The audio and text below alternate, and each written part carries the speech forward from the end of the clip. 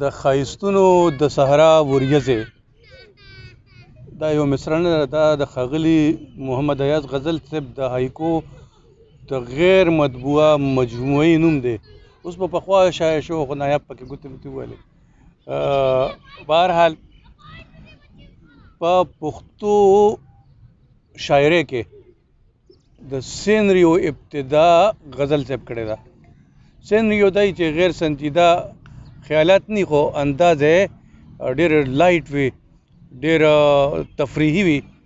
بیا وروستو ښاغلي ظفرخان ظفر صاحب چې نو دا انداز خپل که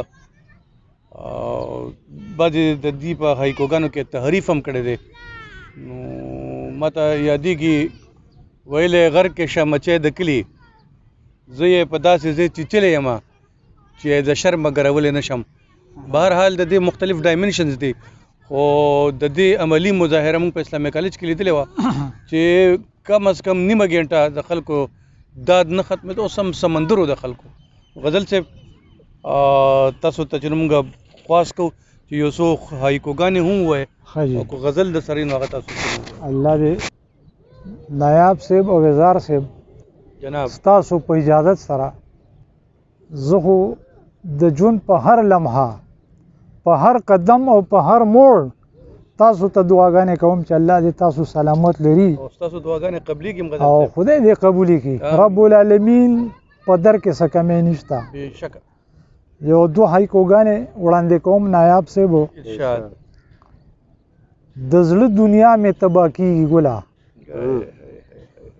د زړه دنیا مې تباه کېږي ګله، داسې غضب غضب کاته چې کوي په ناګاسا کې ټمبم پرېوځي.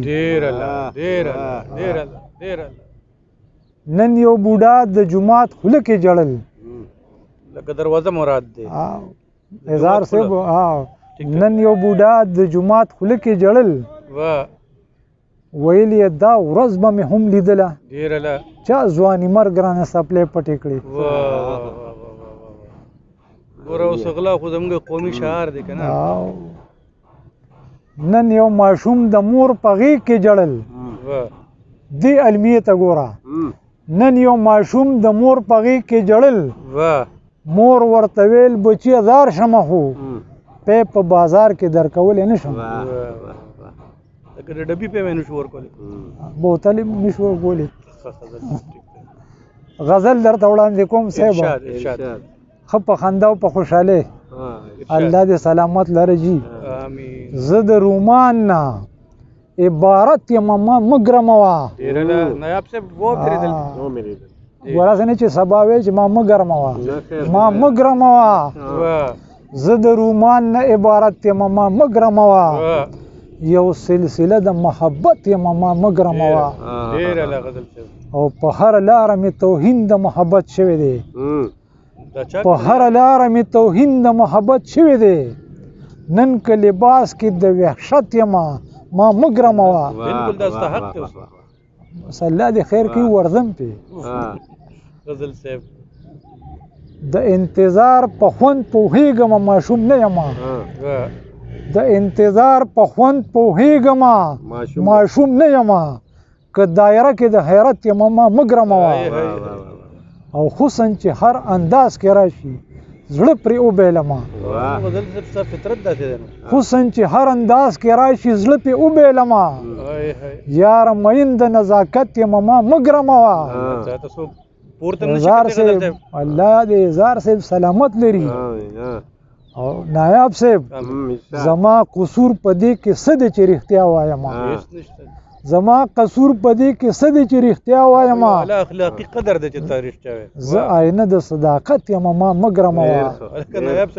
زه آینه د صداقت یم ما مه ګرموه. او تا ته معلومې نه دي خدای ګو مجبورۍ د مینې، تا ته معلومې نه دي خدای ګو مجبورۍ د مینې. ډېر درته یاره ملامت یم ما مه ګرموه. شعر دی غزل صاحب، واه واه دا بیا ووایه غزل صاحب. تا ته معلومې نه دي خدای ګو مجبورۍ د مینې. ډېر درته یاره ملامت یم ما مه ګرموه. او غزله پرېږده چې د وخت زړه کې لمبې بلې کړم.